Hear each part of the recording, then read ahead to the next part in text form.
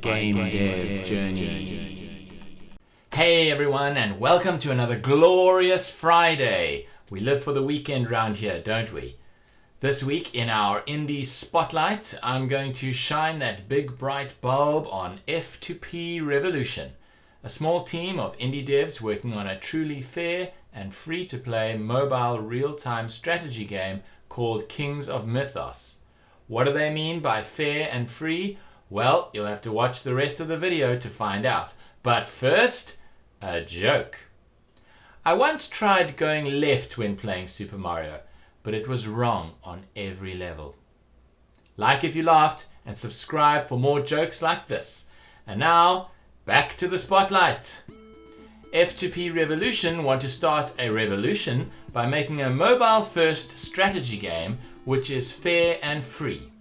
When they say fair, they mean that they are totally against the concepts of pay to play, which wouldn't be free, and pay to win, which wouldn't be fair.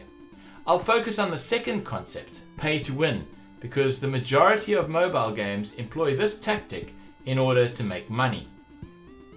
Pay to win games are also known as freemium games, which is Latin for not really, and are essentially games which offer items or gear that give buyers advantages over non-paying players.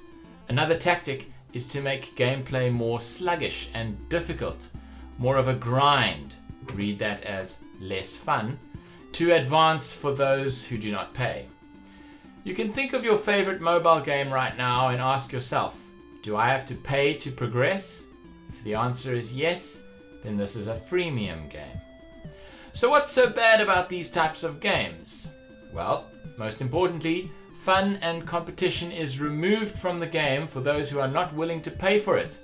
And then, what's the point of playing at all? The games are unbalanced towards players who won't pay, and microtransactions and loot boxes in games can lead to unhealthy addiction in young people, and is actually a form of gambling. Now, do these games have any redeeming qualities? Well, sometimes a pay-to-win game is justified, as it can help the game to get crowdfunded so that it can actually be made. You could think of early backers of the game being rewarded with unique and powerful in-game items. Sometimes the players who are paying to win are actually subsidizing the game for players who are not able or are unwilling to pay. This allows everyone to enjoy the core of the game while rewarding those who are willing to pay to enjoy more of the game or be more competitive. Kings of Mythos plans to avoid all of these issues entirely, although it's unclear how they plan to fund the continued development and hosting of the game. One possibility is that the game is funded by patrons via Patreon, with different tiers of funders being given different visual enhancements in the game. Perhaps having NPCs, weapons, or places named after them, and even being able to design their own accessories. One must ask the question then, just how fair is this compared to the current freemium models? I'll leave it for you to argue about that in the comments.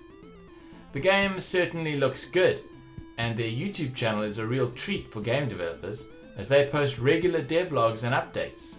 The art style is quite striking and stands out visually thanks to it being made in Unreal Engine 4.